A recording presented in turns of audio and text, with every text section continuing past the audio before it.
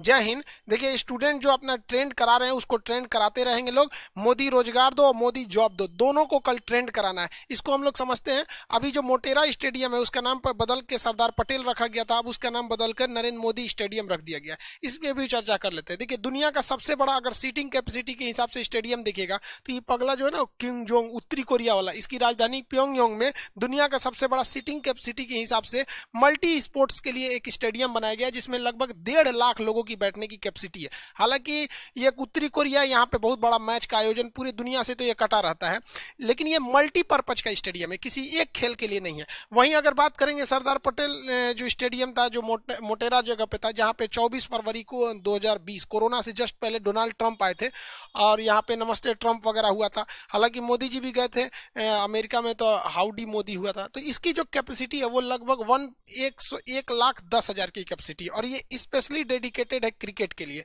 इस हिसाब से अगर आप देखेंगे तो एक सीटिंग कैपेसिटी के हिसाब से ये सेकंड आ जाता है, बट क्रिकेट के हिसाब से अगर आप देखेंगे ओनली फॉर क्रिकेट तो ये दुनिया में इसकी रैंकिंग क्रिकेट के स्टेडियम के हिसाब से टॉप पे चली जाती है। अब इसकी नाम बदल के सरदार पटेल से नरेंद्र मोदी स्टेडियम हो गया। हालांकि किसी मतलब एग्जिस्टिंग प्रधानमंत्री के द्वारा ऐसा उद्घाटन मतलब थोड़ा सा ऑकवर्ड सा लगता है। और इसमें देखिएगा हद क्या हो गया कि जब क्रिकेट में 2 पवेलियन होते हैं, मतलब एक बार इस साइड से बॉलिंग होती है और फिर दूसरी बार इधर से बॉलिंग होती है, तो बॉलिंग का जो चेंज होता है, जो पवेलियन साइड होते हैं, एक का नाम रिलायंस हो गया, एक का नाम अडानी हो गया, इन दोनों लोगों के नाम पर हो गया। अब भाई इन दोनों लोग भाई बड़े बड़े उद्योगपति हैं, नो डाउट आपका देश के जीडीपी में बहुत बड़ा योगदान है, लेकिन ऐसा नहीं है कि और लोगों का योगदान नहीं है। इन दोनों छोर का नाम रिलायंस और अडानी से ज्यादा बेहतर रहता अगर टाटा और अजीम प्रेम जी के नाम पे कर देते। ये लोग भी इंडिया के टॉप इंडस्ट्रियल हैं, इन लोग का भी जीडीपी में बहुत बड़ा योगदान है। टाटा ग्रुप अपने मोस्ट ऑफ इनकम का 60% डोनेट कर देता। आज भी टाटा मेमोरियल हॉस्पिटल इतना बड़ा कैंसर रिसर्च पर ये काम करते हैं, इनके नाम पर हो जाता तो ज्यादा बेहतर होता। विप्रो के चेयरमैन हैं अजीम प्रेम जी। अजीम प्रेम जी इतने बड़े दानी हैं कि ये अपने इनकम से पर डे हर दिन ये 22 करोड़ रुपए दान दे देते हैं। तो इन दोनों के नाम पर अगर हो जाता तो ज्यादा बेटर रहता, बल्कि इन लोगों से तुलना में। रही बात ये प्रधानमंत्री नरेंद्र मोदी के नाम पे होना चाहिए कि नहीं, तो देखिए भैया इसकी परंपरा बहुत पहले से ये लोग शुरू करके जा चुके हैं। इंदिरा गांधी जब इस एक्सिस्टिंग प्रधानमंत्री थी, प्रधानमंत्री की कुर्सी पर रहते हुए इन्हें भारत रत्न का पुरस्कार मिला। हालांकि इंदिरा गांधी का जो सबसे बड़ा योगदान है वो कोई नहीं भूल सकता है कि जो बांग्लादेश था पहले वो पूर्वी पाकिस्तान था, उन्हें 1971 में एक तरफा जीत हुई, पूरी दुनिया देखती रही। इनके लीडरशिप में वहां ये बात को नहीं भूल सकता। हालांकि उसमें मानेकशॉ जो हमारे सेना अध्यक्ष थे उनका भी बहुत बड़ा योगदान था। तो ये इनके नाम पर, जवाहरलाल नेहरू के नाम पर भी बहुत सारी चीजें। तो ये एक अब मान के चले कोई जवाहरलाल नेहरू पे एक तर्क दिया जा सकता है कि भैया ये पहले प्रधानमंत्री थे, इस वजह से हो सकता है। ज्यादातर चीजें JNU university, Jawaharlal Nehru port trust वगैरह है। जैसे चांद पर उतरने वाले पहले व्यक्ति नील आर्मस्ट्रांग, उनके जस्ट अगले मिनट उतरे थे एडविन एंडरलिन, तो उनका नाम कोई ध्यान से नहीं रखता है। तो इन पे तो चलिए भाई एक लॉजिक चल जाएगा कि देश के पहले मतलब वो थे प्रधानमंत्री थे। अब राजीव गांधी जी को देखिए, इनका अगर आप भारतीय इतिहास में देखेंगे तो बहुत बड़ा उस तरह से योगदान नहीं है। हाँ, हमारी सिंपैथी है कि हमारे प्रधानमंत्री को किसी ने बम से उड़ा दिया था, एक ये सिंपैथी है जो तमिल मुद्दा था। लेकिन आप जान के ताज्जुब होंगे कि अभी भी भारत में जो खेल का सबसे बड़ा पुरस्कार है वो राजीव गांधी खेल रत्न पुरस्कार है। तो ये परंपरा भारत में बहुत साल पहले से आ रही है। ज्यादा अच्छा ये रहता है कि हम लोग किसी भी चीज का नाम, देखिए योजना अगर मोदी जी ला रहे हैं तो अपने नाम पे रखें, जो मन है वो, या कोई अन्य पार्टी कोई योजनाओं को ला रही है तो अपने नाम पे रखिए। लेकिन जो धरोहर वाली चीजें हो जाती हैं उसको स्वतंत्रता सेनानियों के नाम पे रहता तो ज्यादा बेटर रहता। जैसे चंद्रशेखर आजाद के नाम पे, भगत सिंह के नाम पे हो जाता तो ज्यादा अच्छा रहता। या हमारे जो समाज सेवी हैं, राजीव दीक्षित जी हो गए, स्वामी विवेकानंद हो गए, इन लोग के नाम पर रहता। ज्यादा अच्छा तो रहता कि खेल से संबंधित कोई चीज है तो जो खेल में बहुत बड़े कीर्तिमान हासिल किए हैं उनके नाम पर रहता तो ज्यादा अच्छा रहता। जैसे हमारे ध्यानचंद जी को देखिए, ध्यानचंद जी जो है हॉकी के बहुत बेहतरीन खिलाड़ी थे। ये सेना की ओर से खेलते थे, लांस नायक का पद था। सेना में एक बहुत छोटा नॉन कमीशन रैंक का अधिकारी, मतलब नॉन कमीशन रैंक का जवान होता है लांस नायक। ये 1936 में इंडिया की ओर से, उस समय भारत गुलाम था, तो ये अपने देश से खेलने के लिए 1936 में ओलंपिक खेलने गए थे जर्मनी में। और जर्मनी के मैच हो रहा था, जर्मनी वालों ने 1 गोल मारा और भारत की टीम ने 16 गोल मारा। उस 16 गोल में से अकेले 15 गोल मार दिए थे ध्यानचंद। हिटलर देखते रह गया। हिटलर इनको अपने ऑफिस में बुलाया और कहा कि तुम क्या करते हो, तो इन्होंने कहा था भाई हम सेना में है, लांस नायक है। तो हिटलर ने कहा तुम्हारा देश तुम्हारे लिए कुछ नहीं किया, तुमको एक छोटा सा पद दिया है, एक काम करो तुम जर्मनी के लिए आ जाओ, हम तुमको आज जैसे ही आओगे हम तुम्हें तुरंत अधिकारी बना देंगे। मेजर ध्यानचंद ने जर्मनी के तानाशाह हिटलर को जवाब दिया कि मेरे देश का कर्तव्य नहीं है कि वो मेरे लिए कुछ करे, ये मेरा कर्तव्य बनता है कि हम अपने देश के लिए कुछ करें। और इन्होंने अपने भारत के लिए खेलना पसंद किया। भारत सरकार ने भी इनको बहुत ध्यान दिया और इन्हें लांस नायक ले जाके आगे मेजर तक की उपाधि दी गई थी। तो इन लोगों के नाम पर अगर स्टेडियम रखे जाएंगे तो ज्यादा होगा और हमारी भी रुचि, मतलब जो लोग हैं वो खेलने में आगे बढ़ेंगे, इनसे प्रेरणा लेंगे। व्यक्तिगत रूप से अगर आप हमारी राय मानेंगे तो हमारे हिसाब से ये होना चाहिए कि अभी जो गलवान इशू चल रही है वो बहुत करंट का इशू है। अभी के वक्त में अगर कोई किसी चीज का उद्घाटन होता है तो हमारे जो गलवान में शहीद हुए थे उस वक्त में हमारे कर्नल साहब संतोष बाबू, इनके नाम पर रहता तो देश को कुछ ज्यादा गौरवान्वित महसूस होता, क्योंकि इन्होंने अपना सब कुछ दे दिया। अब मोदी जी से ऐसा कैसे हो रहा है हमको नहीं समझ में आ रहा है। मोदी जी, आपकी इज्जत पता है डबल हो जाएगी। अभी आपके पास बहुत सुनहरा मौका है, आप खुद सामने आइए और खुद कह दीजिए कि हम चाहते हैं कि इस स्टेडियम का नाम हमारे नाम से बदलकर संतोष बाबू के नाम पर हो जाए या किसी भी हो जाए। आपकी जो इज्जत है ना अभी से भी डबल हो जाएगी। आपको पता नहीं कौन कौन सलाह दे रहा है, पीएमओ के ऑफिसर जो बैठे हैं सब, उनको थोड़ा सा चेंज कीजिए। आपको सब गलत गलत सलाह दे रहा है। आप बताइए ये नाम रखने की परंपरा क्यों शुरू हुई? हम आपसे पूछते क्यों शुरू हुई?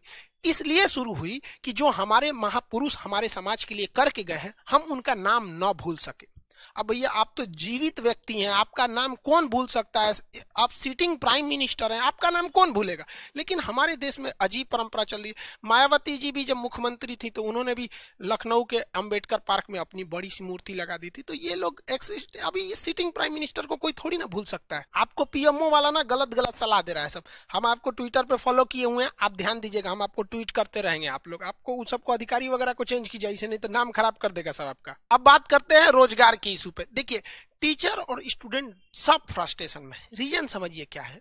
एक स्टूडेंट अगर पूरा में पूरा मार्क्स ला रहा है तो जरा सोचिए वो किस तरह से पढ़ाई किया होगा। भूत बन के पढ़ा होगा, भूत की तरह अपने आप को भूल गया होगा, उतना पढ़ा होगा। किसी स्टूडेंट, किसी टीचर का स्टूडेंट अगर मान के चलिए 200 में 200 आ रहा है, कभी सोच रहे कि टीचर कितना मेहनत कर रहा हो।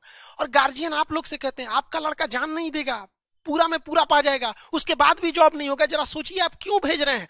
हाँ, गार्जियन लोग आते हैं, कभी कभी कुछ गार्जियन मिलने आते हैं ना, रोने लगते हैं, मेरा बेटा का 3 साल हो गया जॉब नहीं हो रहा। ये उस गार्जियन की गलती है या बेटा की गलती है? किसी की गलती नहीं है। एसएससी वाले ने, रेलवे वाले ने किसी की जॉब की कहते 4 साल से पहले तो इन लोग का काम नहीं हो पाता है यहाँ पर। और बताइए भाई बच्चा क्या करेगा वहां पे? फ्रस्ट्रेशन में है बच्चा, टीचर, गार्जियन सब परेशान है। इन एसएससी वालों कोई टेंशन नहीं, रेलवे वालों को सबकी बात करें ए टू जेड वैकेंसी। कुछ वैकेंसी जैसे अच्छी, अभी आईबी ने जो कंडक्ट कराया था क्वेश्चन पेपर अच्छे से दे दिया, थोड़ा बहुत ट्वीट कराया गया तो एसएससी ने अपनी वैकेंसी बढ़ा दी 400-500 वैकेंसी। बट ये लेमचूस है, आपको उलझाया जा रहा है। आप देखिए ट्रेंडिंग पे से बहुत जल्दी पीछे हट गया, किसी ने ट्रेंड करा दिया कि मोदी गर्लफ्रेंड दो। ये सब फालतू ट्रेंड है, इनको ट्रेंड कराया जा रहा है। इसलिए अभी जो ग्रुप है टीचर्स के ग्रुप में, जैसे दिल्ली में या हम लोग जितने ग्रुप है, हम लोग ने डिसाइड किया है भाई 2-2 ट्रेंड कराना। एक जो ट्रेंड हो रहा है पहले से, मोदी रोजगार दो, तो इस पे क्या है कि अगर इसके गड़बड़ भी हो सकता है, इसलिए उसी के साथ साथ मोदी जॉब दो, ये दोनों को कल 25 तारीख है, कल 11 बजे से पहले ही ट्रेंड करा देना है। अभी से आप लोग लग जाइए। ये आपकी लड़ाई है, गार्जियन आप भी कर रहे हैं, गार्जियन लोग से भी कर रहे हैं, हाथ जोड़ के सारे लोगों से कर रहे हैं। आपका सपना है आपका बाल बच्चा पढ़े लिखे आगे जाके जॉब लगे। क्या फायदा होगा यहाँ पे? जो टीचर आवाज उठा रहे हैं वो अपने लिए उठा रहे हैं। जरा सोचिए स्टूडेंट लोग, आप लोग कहिए अपने गार्जियन से भी, पूरे देश को आना पड़ेगा। ये देश का भविष्य ऐसे घटते जाएगा रोजगार, तो फिर आगे किस मुंह से कहेंगे भारत विश्व गुरु बनेगा? मोदी जी देखिए हाथ जोड़ के आपसे विनती कर रहे हैं, आप अपना मन की बात बोल देते हैं। यहाँ टीचर, गार्जियन, स्टूडेंट अपनी मन की बात कहाँ बोलेगा? हम लोग किसको बोले?